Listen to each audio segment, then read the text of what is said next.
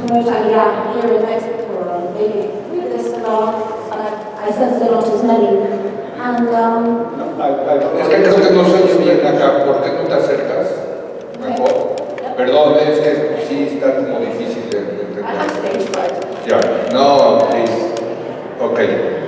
I just, I sense like, well, you were mentioning that there is a lot of current, maybe indifference from Israeli-born towards Jews in the diaspora, and I wonder whether Aliyah is still a factor that Israelis take into account in order to stabilize the demographic. And if not, is it because maybe they've given up on us? They know we're too comfortable in the US, in Mexico, in many of the countries where there are many of us Jews. Have they given up on us? Or is migration, is Aliyah no longer a factor to stabilize the demographic? Are you asking about Aliyah or about Yerida? Aliyah, from us towards the There is a phenomenon. Okay, so what's the question about Aliyah? Should we encourage Aliyah? Israel is, sorry, if I interpret Israel is encouraging Aliyah? If Israel has given up in Aliyah from the diaspora. No, okay, I understand. Israel still, as I perceive it, Israel still needs numbers. We are in now and in its future, and I consider Mexico an incredibly Zionist community. And I grew up with a lot of influence towards one day maybe making Aliyah. I was in Rwanda, I heard a lot about it, and I was very much moved at some point myself.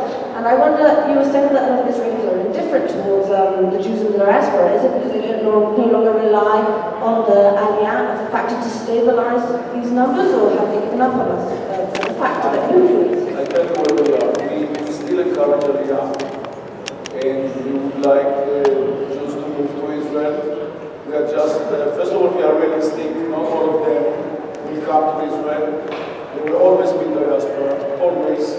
And my role as a government minister is to build the first floor. There will be no Aliyah without the first floor. You better understand than anyone else.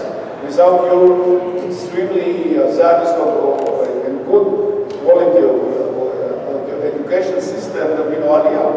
If you don't teach them about Jewish identity on the one hand and Zionism on the other, they will never make it.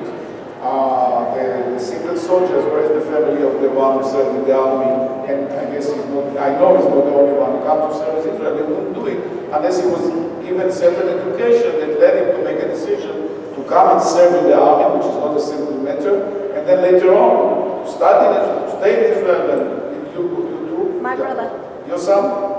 My brother is in the... Your brother, okay, so you fully understand how it works. So I'm in charge of that. I was blamed in Israel that I'm not Zionist now because I'm not telling the Jews every time, come to Israel, come to Israel. So there is a minister for Aliyah, she's doing a good job, I help her, but I'd like to make sure that there will be Jews candidate for Aliyah in the future. If we don't do it, then it's not only about making Aliyah, it's about the future of the Jewish people wherever they are, Now, there is also a country phenomenon that you should be aware that similar numbers of Jews or Israelis living in the country and they prefer to live abroad. Sometimes they come back, sometimes they don't come back. There is a globalization process here that makes people decide to go and live somewhere else. Relocation of Israeli high-tech companies and so on. So it's not only individual, done collectively by groups of Israelis. This is a new world. But the core of Zionism is Israel. But yet you can be a Zionist and support Israel and feel like you are in Israel in every single moment.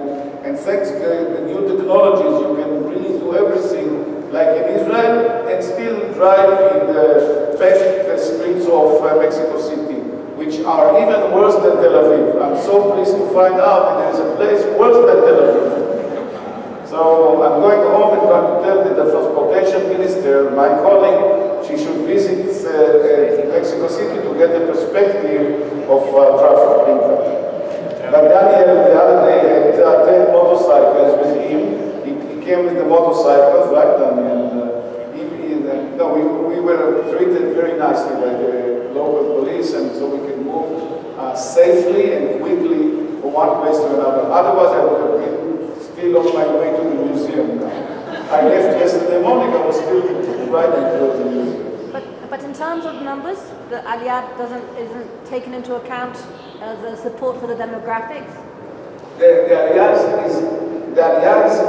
is extremely important, not only for demographics, but keeping the idea that the center of Jewish life is in Israel. But it also helps very much the country. Those who come to live in Israel are usually educated. You cannot imagine, there were financial calculation, economic calculation, how important the Aliyah is. You can't even imagine. About everyone, including those who come from Ethiopia. It takes them much longer sometimes, 20 years, 40 years. But now you see Ethiopians all over the country. You see them in the government, you see them in the public sector, you see them in the police, you see them all, and give them another generation, and you won't see the difference between them and other Israelis. Muchas gracias a todos por su presencia. Queremos finalizar, antes que todo, agradeciendo a nuestros dos invitados, Zuckermann, Shai, Nachman, muchas gracias por estar con nosotros. Quiero pedirle a Mónica Kevin, parte de Deportivo Israelita, presidenta del Comité Ejecutivo, tenemos un pequeño recuerdo con ustedes. Leo, de verdad, muchas gracias por apoyarnos en estos eventos. Quiero aprovechar también para pedirles un fuerte abrazo para Marta Plice, que se cuenta con nosotros como de costumbre.